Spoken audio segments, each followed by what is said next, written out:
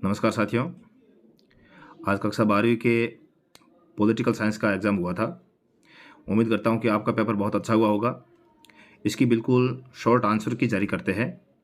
Political science का जो paper है, पॉलिटिकल साइंस के साथी मेरे एक्सपर्ट AR चौधरी से मैं आज का जो पेपर है इसकी की जारी करवाता हूँ।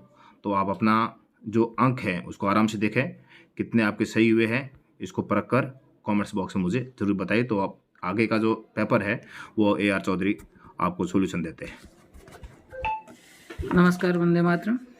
ये जो ऑब्जेक्टिव टाइप क्वेश्चन पूछे गए हैं जिसकी आंसर की मैंने पहले ही इस पर लगा दिए, तो आप एक एक बार अपना जो आंसर है उसको कन्फर्म कर लीजिए। फर्स्ट क्वेश्चन पूछा गया, बोरिस येल्सिन के नेतृत्व में सोवियत संघ के किन 3 बड़े गणराज्यों ने सोवियत संघ को कब भंग कर दिया गया था। ये सोवियत संघ के विघटन की डेट है। तो 25 दिसंबर 1991 को व्यवस्थित तरीके से सोवियत संघ के विघटन की घोषणा हो गई थी, तो इसमें बेराइट होगा 1991। सेकंड क्वेश्चन, कौन सा बाल्टिक गणराज्यों का समूह है। बाल्टिक गणराज्यों ने स्वतंत्रता की घोषणा की थी। ये 15 जो सोवियत संघ के गणराज्य थे उनमें शामिल थे। तो एस्टोनिया, लातविया और लिथुआनिया है, ये बाल्टिक गणराज्य थे। तीसरा क्वेश्चन पूछा है, अमेरिका ने सामूहिक सुरक्षा हेतु किस नई संरचना की स्थापना की थी। तो अमेरिका का सैन्य संगठन था नाटो, और नाटो का उद्देश्य था सामूहिक सुरक्षा। उसी तरीके से सोवियत संघ ने वार्सा पैक्ट को गठित किया था। तो इसमें जो राइट है वो स राइट हो जाएगा। चौथा क्वेश्चन पूछा है, दक्षेस का पहला सम्मेलन कहाँ हुआ था। दक्षेस की दक्षिण एशियाई क्षेत्रीय सहयोग संगठन है ये दक्षेस, और ये स्थापना है वो ढाका बांग्लादेश में हुई थी। तो इसका जो पहला सम्मेलन है वो भी ढाका बांग्लादेश में हुआ था। पांचवा क्वेश्चन पूछा है, वर्तमान में संयुक्त राष्ट्र संघ का कौन सा अंग स्थगित है, सस्पेंड कौन सा अंग है। तो इसके 6 अंग है, और न्यास परिषद है वो 1994 में जब पलाऊ स्वतंत्र हो गया तो उसके बाद न्यास परिषद है वो कार्य नहीं कर रहा है। तो 5वें क्वेश्चन के अंदर द ऑप्शन है वो राइट हो जाएगा। छठा क्वेश्चन पूछा है, जो युद्ध, प्राकृतिक आपदा अथवा राजनीतिक उत्पीड़न के कारण स्वदेश छोड़ने पर मजबूर हो जाते हैं उन्हें कहते हैं शरणार्थी कहते हैं। ये एक देश छोड़ करके दूसरे में चले जाते हैं तो वो देश उनको अपने नागरिक के रूप में स्वीकार नहीं करता है और वहाँ पर वो शरणार्थी कहलाते हैं। 7वां क्वेश्चन पूछा है, मैकडोनल्डीकरण शब्द किस देश की ओर इंगित करता है। ये वैश्वीकरण वाले अध्याय से लिया गया है और ये अमेरिका की ओर इंगित करता है। नेक्स्ट क्वेश्चन पूछा गया है, वैश्विक ताप वृद्धि निम्न में से किस गैस की भूमिका नहीं है। ग्लोबलाइजेशन, इसको बोल दो आप वैश्विक भूतापन कह दो, जिसमें पूरी पृथ्वी का जो तापमान बढ़ता है। तो ऑक्सीजन है, इसकी भूमिका तापमान बढ़ाने में नहीं है। बाकी कार्बन डाइऑक्साइड, मीथेन और हाइड्रोक्लोरोकार्बन है, ये सारे तापमान को बढ़ाते हैं।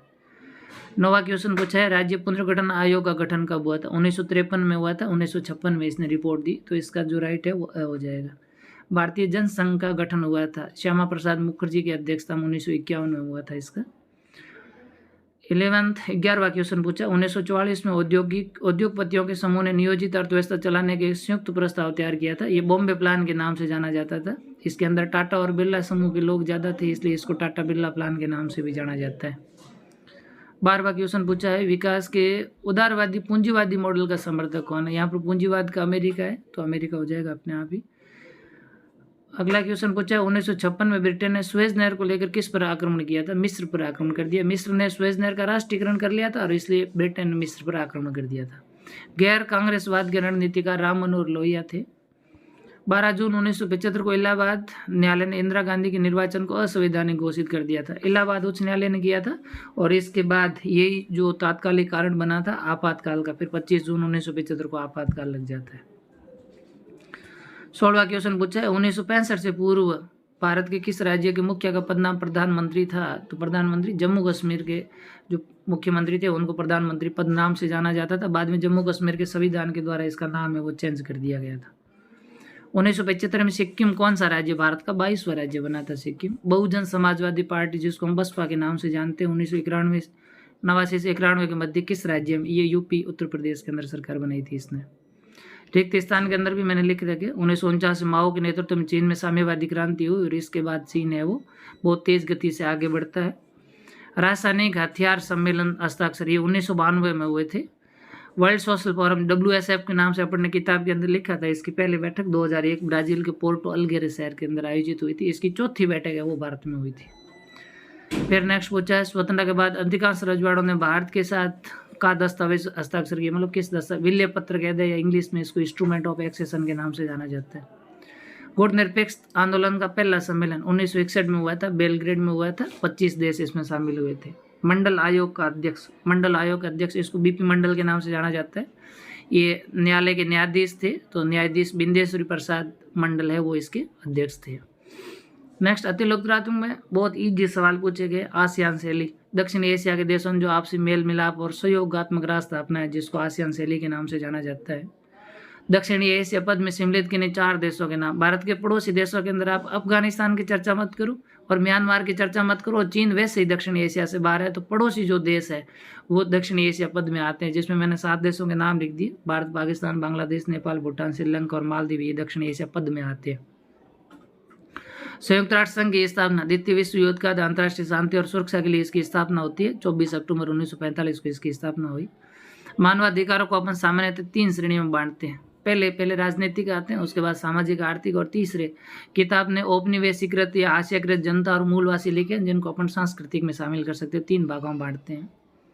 पृथ्वी सम्मेलन जो 1992 में हुआ था, मैं भाग लिया था। 170 से अधिक देशों और अंतर्राष्ट्रीय संगठनों ने इसमें भाग लिया था। वैश्वीकरण का अर्थ, विश्व के विभिन्न देशों के मध्य जो पारस्परिक आपसी जुड़ाव है, जिसको अपन वैश्वीकरण के नाम से जानते हैं। इसके अंदर कोई भी देश अपनी घरेलू अर्थव्यवस्था है वो विश्व के दूसरे देशों के लिए खोल देता है। वैश्वीकरण के लिए कौन कौन से कारण उत्तरदायी है? संचार प्रौद्योगिकी सबसे प्रमुख है, बाकी विश्वव्यापी पारस्परिक जुड़ाव, सामाजिक आर्थिक संबंधों का विस्तार, राष्ट्रीय अर्थव्यवस्था को दूसरे देशों के लिए खोलना, ये बहुत सारे कारण माने जाते हैं। सन 2000 में कौन से 3 राज्य बने थे? ये 3 राज्य बनने के बाद राजस्थान है वो भारत का सबसे बड़ा राज्य क्षेत्रफल की दृष्टि से बन जाता है। 1 नवंबर को छत्तीसगढ़, 9 नवंबर को झारखंड और 15 नवंबर को उत्तरांचल बने थे। बाद में 2007 में उत्तराखंड का नाम बदल करके उत्तराखंड कर दिया गया। तो आपने उत्तराखंड लिखा है तो भी सही होगा और उत्तरांचल लिखा है तो भी सही होगा। 1957 में केरल में किस दल की अगुवाई में ये गठबंधनात्मक सरकार बनी थी? ये सीपीआई की सरकार बनी थी। विश्व में पहला मौका था जब कम्युनिस्ट पार्टी की सरकार निर्वाचन के जरिए बनी थी, लेकिन कांग्रेस ने इसको बीच में गिरा दिया था। नमूदरीवाद है वो मुख्यमंत्री बने थे। शिमला समझौता कब और किस किस के मध्य हुआ था? 1972 में भारत और पाकिस्तान के मध्य हुआ था। भारत की ओर से इंदिरा गांधी और पाकिस्तान की ओर से जुल्फिकार अली भुट्टो ने इस पर हस्ताक्षर किए थे। कर्पूरी ठाकुर किस राज्य के 2 बार, ये बिहार के मुख्यमंत्री 2 बार बने थे, और बिहार में जो ओबीसी है उनको आरक्षण देने के लिए प्रसिद्ध रहे। इंदिरा गांधी को प्रधानमंत्री बनाने में सिंडिकेट की महत्वपूर्ण भूमिका थी। ये सिंडिकेट के किन्हीं 2 नेता, कांग्रेस के जो वरिष्ठ नेता थे जिन्होंने प्रारंभ इंदिरा गांधी का साथ दिया, बाद में इंदिरा गांधी खिलाफ हो जाते हैं और कांग्रेस 2 भागों में बढ़ जाती है, जिसमें आप के कामराज, अतुल्य घोष, बीके साई, एस निजलिंगप्पा, मोरारजी देसाई, इन लोगों की आप बात कर सकते हो। तो ये बहुत सारे नेता आते हैं। उसके बाद 20 सेक्शन के अंदर जो सवाल पूछे हैं बहुत ईजी है। सोवियत संघ विघटन के 2 परिणाम आपको बताइए। वो विश्व शांति का उदय हुआ, हथियारों की ओर समाप्त हो गई, ये ऐसे बहुत ईजी था। भारत और सोवियत संघ के मध्य सांस्कृतिक संबंध किताब में दे रखे थे, बहुत ईजी है। भारत और बांग्लादेश के मध्य विवाद के प्रमुख मुद्दे सीमा रेखा विवाद है, नदी जल को लेकर के विवाद है, ये चीज़ें थी। भारत और नेपाल के संबंध मधुर है, बहुत अच्छी बात है, दोनों के लिए वीजा भी नहीं लेना पड़ता है। नेक्स्ट पूछा है सुरक्षा की अपारंपरिक धारणा, मानवता की सुरक्षा में आतंकवाद प्रमुख खतरा है, वर्तमान में ये सभी के लिए खतरा बन चुका है, लिख रखा था। वैश्वीकरण, वस्तु और पूंजी की तुलना में लोगों का प्रभाव कम हुआ है, कोई 2 कारण बताइए।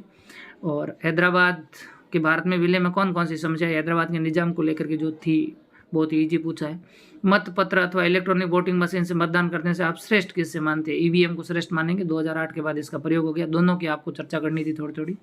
भारत और चीन के मध्य 1962 में युद्ध के कोई 2 कारण लिखिए, बहुत ही ईजी सवाल पूछा था।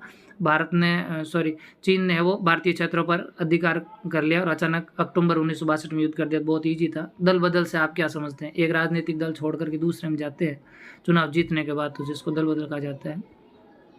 यूरोपीय संघ एक विशाल राष्ट्र राज्य की तरह काम करता है, बहुत ईजी सवाल था। इसका अपना झंडा है, अपना राष्ट्रगान है, बहुत ईजी है। विजन दस्तावेज 2020 में आसियान को अंतर्राष्ट्रीय समुदाय में बहिर्मुखी भूमिका दी गई, बहुत ईजी पूछा। खनिजों के उद्योगों का विरोध करने आपने पोस्को प्लांट विवाद को पढ़ा होगा। पावन वन प्रांतर जो भारत में वनों की सुरक्षा के संबंध में है। केरल मॉडल जिसमें जनता को सीधे विकास में शामिल किया गया था। योजना आयोग के कार्य करते समय किन बातों का ध्यान? खनिज संसाधनों का, संपूर्ण क्षेत्र का ध्यान रखना। वो गोवा की मुक्ति, यहाँ से सबसे बाद में पुर्तगाली भारत छोड़ करके गए थे। और लास्ट में पूछा है भारत में क्षेत्रीय आकांक्षा विविध रूपों में उभरती है, भारतीय राजनीति को क्या सबक मिलते हैं? बहुत ही अच्छी तरह अच्छा क्वेश्चन पूछा है। 4 नंबर में ये बहुत ही सरल गुजरात और बिहार के छात्र आंदोलन को पूछ लिया, बहुत ही ईजी था ये। भारत के बाद राजनीति लोकसभा चुनाव 1977 ईजी पूछ लिया। जनता पार्टी की सरकार जो 1977 में बनी थी, बहुत ही सरल सवाल पूछे हैं। 1989 के बाद महत्वपूर्ण मसलों पर अधिकतर दलों के बीच व्यापक सहमति बनी, लिखा हुआ, बहुत ही ईजी सवाल था। 90 के दशक गठबंधन की राजनीति की विवेचना। 1989 के लगा करके 2014 तक सारी सरकारें जो बनती है, गठबंधनात्मक सरकार बनती है।